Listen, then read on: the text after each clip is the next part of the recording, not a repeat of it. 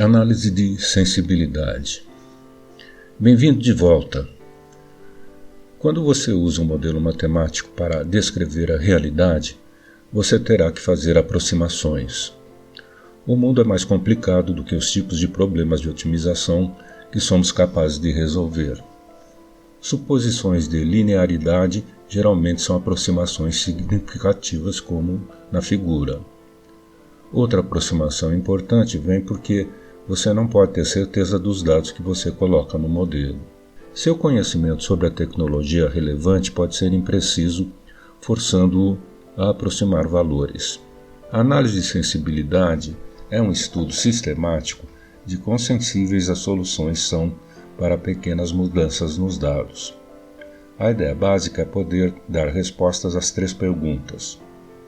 Se a função objetivo muda, como a solução muda? Se os recursos disponíveis mudarem, como a solução muda? Se uma restrição é adicionada ao problema, como a solução muda? Por exemplo, se você acha que o preço de sua produção primária será entre R$100 e R$120 por unidade, você pode resolver 20 problemas de programação linear diferentes, um para cada número inteiro entre 100 e 120. Esse método funcionaria, mas é deselegante e, para grandes problemas, envolveria uma grande quantidade de tempo de computação. A abordagem que descreverei aproveita ao máximo a estrutura dos problemas de programação linear e sua solução. Muitas vezes você pode descobrir o que acontece em problemas de programação linear próximos, apenas pensando e examinando as informações fornecidas pelo algoritmo simplex. Nessa seção, vou descrever as informações de análise de sensibilidade fornecidas nos cálculos do Excel e oferecidas pelos relatórios do Solver. Então, primeiro, alterando os coeficientes da função objetivo. Vejamos um exemplo. Um revendedor de carrinhos de bebê tem 2 modelos, simples e gêmeos, e ainda um kit de acessórios. Os lucros obtidos, as necessidades de capital e de espaço para cada um dos 3 produtos, estão descritos na tabela.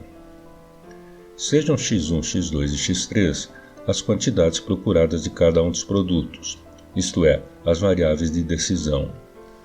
Queremos então maximizar 100x1 mais 300x2 mais 50x3, sujeitos às restrições 300x1 mais 1200x2 mais 120x3 menor ou igual que R$93.000, e meio de x1 mais x2 mais meio de x3 menor ou igual a 101 metros quadrados.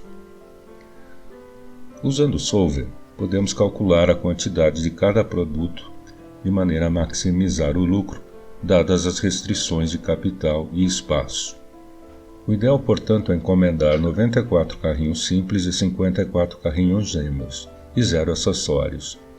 Essa solução dá o lucro máximo de R$ 25.600, e ela utiliza todos os recursos disponíveis, R$ 93.000 de capital e 101 metros quadrados de armazenamento.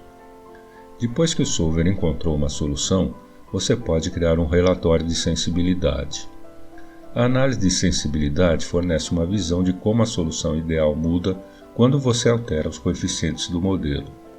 Fazendo isso, você obtém um resumo dos resultados, contendo os valores das variáveis ótimos e o lucro máximo, e se as restrições são vinculantes ou com atraso, conforme eu já expliquei. Agora selecione Sensibilidade na seção Relatórios.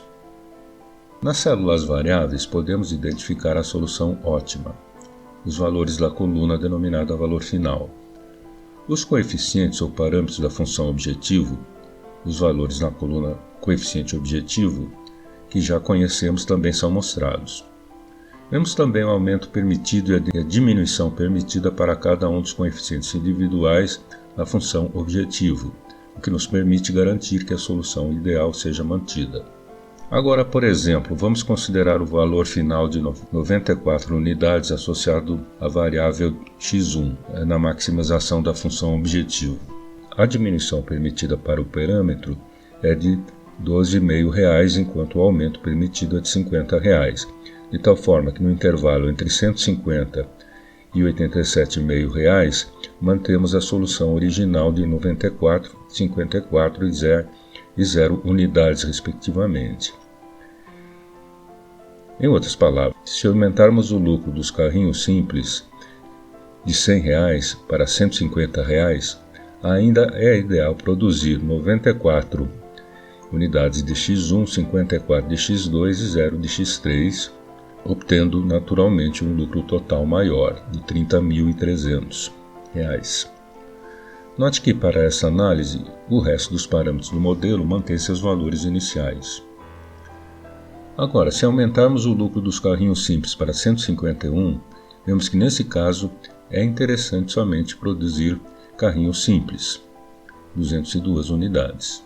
De forma equivalente, ao diminuir o lucro dos carrinhos para R$ 88, a quantidade de 94, 54 e 0 ainda se mantém. Mas se abaixarmos o lucro para R$ 87, já não deveríamos produzir carrinhos simples. Da mesma forma, você pode verificar por si próprio que o intervalo de variação de X2, 366,66 até I200, mantém a solução ótima atual. Porém, se aumentarmos o lucro unitário dos acessórios de 50 para 69,99, que é igual a 50 mais 19, ainda não convém ter acessórios. Agora, com o lucro unitário de R$ 71 nos acessórios, a solução ótima muda drasticamente, para 0, 71 e 59, respectivamente. Portanto, só vale a pena vender acessórios se seu respectivo lucro unitário estiver acima de 70. Nesse caso, tivemos valores fracionários das unidades. E veremos como lidar com isso mais à frente. Então, vimos como alterando os coeficientes da função objetivo, ou seja, os lucros unitários de cada produto, interferem no nosso plano de produção. Os preços sombra. Agora vejamos o que acontece ao alterar as nossas restrições. Os preços sombra nos dizem o quanto a solução ótima pode ser aumentada ou diminuída se alterarmos os valores dos recursos disponíveis com uma unidade. Por exemplo, com 101 metros quadrados de armazenamento disponíveis, o lucro é de R$ 25.600. Mas se aumentarmos para 102 metros quadrados, o lucro aumenta para R$ 25.700, ou seja, mais R$ 100, que é o preço sombra de acordo com as nossas expectativas. Note que este preço sombra só é válido no intervalo 101 menos 23,5 e 101 mais 54. Note que a quantidade produzida aumentou em função do aumento do espaço, assim como o lucro total aumentou em R$ 100. Isso significa que se o aumento da área de 101 para 102 metros quadrados tiver um custo menor que 100, ou seja, o preço sombra, você estará aumentando o lucro. Em economia, o preço sombra corresponde ao custo de oportunidade de uma atividade, que pode ser referido como sendo o seu verdadeiro preço econômico. Como vimos, o valor do preço sombra fornece dados importantes para a tomada de decisão. Por exemplo, se você tiver uma restrição que limita a quantidade de trabalho disponível para 40 horas por semana, o preço sombra irá dizer quanto você estaria disposto a pagar por uma hora adicional de trabalho. Se o seu preço sombra é de R$ 10 para a restrição de trabalho, por exemplo, você não deve pagar mais do que R$ 10 por uma hora de trabalho adicional. Um custo de trabalho inferior a R$ 10 aumentará a solução ótima. Exercício. Uma refinaria produz dois tipos de gasolina, X1 e X2, cujos lucros são mostrados na tabela. Para a produção são necessários combinar componentes A, B, C, D e E. As quantidades de cada componente estão listadas conforme a tabela. Note que as quantidades D e E têm um limite mínimo de produção que deve ser usado, enquanto os outros componentes têm limites máximos. Considerando que tudo que é produzido é vendido, quais são as quantidades de X1 e X2 a serem produzidas para obter o lucro máximo? Resolva e comente qual seria uma das formas de aumentar o lucro usando o preço sombra. Podemos facilmente escrever o modelo para este projeto. Maximizar o lucro, 117x1 mais 111x2, sujeito às 5 restrições a seguir, com as variáveis sempre positivas, em que x1 e x2, minúsculo, são as quantidades em toneladas a serem produzidas de cada produto. Montamos a planilha inicial e resolvemos com o solver.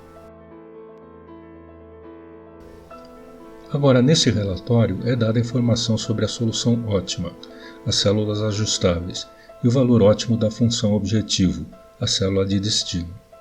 Nesse caso, x1 igual a 271, aproximadamente, x2 igual a 0, sendo a função objetivo igual a R$ 31.757. No que diz respeito às restrições, vemos se na solução ótima estamos no limite da restrição. Por exemplo, temos 1.500 toneladas de A disponíveis. No entanto, estamos gastando apenas 1.357, o que dá uma folga de 142 toneladas. Isso significa que esta restrição não é vinculante, isto é, o vértice correspondente à solução ótima não se encontra sobre essa região. O mesmo não se pode dizer da restrição do componente B, que é totalmente gasto. Uma análise semelhante se pode fazer relativamente às restrições de maior igual. Por não serem vinculantes, as quantidades associadas a essas restrições estão acima daquilo que era exigido. O relatório de sensibilidade analisa como podem variar as constantes do problema, isto é, os coeficientes da função objetivo e os lados direitos das restrições, sem que a solução ótima sofra alterações substanciais. Tomando como exemplo a variável x1, o coeficiente pode variar entre 117 menos 30 e 117 para cima, sem que haja alteração da solução ótima. No segundo quadro, restrições, é feita uma análise de sensibilidade ao valor do lado direito, o RHS, das restrições. Por exemplo, se aumentarmos o valor de x1 para 10.000, teremos a mesma solução ótima. Já se reduzirmos o lucro de x1 para 50, não valerá a pena produzir esse produto. O preço sombra dá exatamente o acréscimo no lucro por cada unidade do recurso, toneladas de B adicional. Nesse caso, se tivéssemos 1.901 toneladas de B, teríamos mais 16,7 unidades de lucro, e se tivéssemos 1.902 toneladas de B, teríamos 2 vezes isso. Essa relação acréscimo de recurso, acréscimo de lucro, mantém-se enquanto o vértice ótimo não se alterar, isso é, dentro dos valores dados pelo aumento e diminuição permissíveis. Note-se que no caso do componente A, esse valor é 0. De fato, se não gastamos todo o recurso disponível, não será comprando mais que aumentaremos o lucro.